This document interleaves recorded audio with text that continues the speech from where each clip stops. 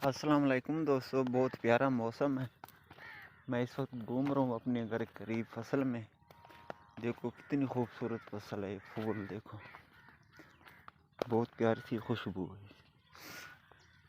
घूम रहा हूँ इस वक्त अपने घर के साथ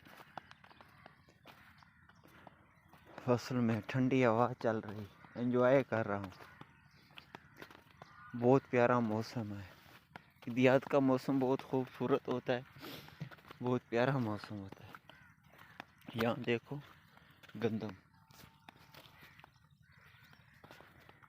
गंदम की फसल अभी तो पक कर तैयार होने वाली है। तकरीबन इसमें काटने में 1 से 1.5 महीना लग सकता है। यहाँ देखो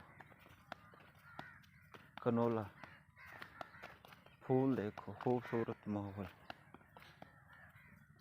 प्यारा सा माहौल।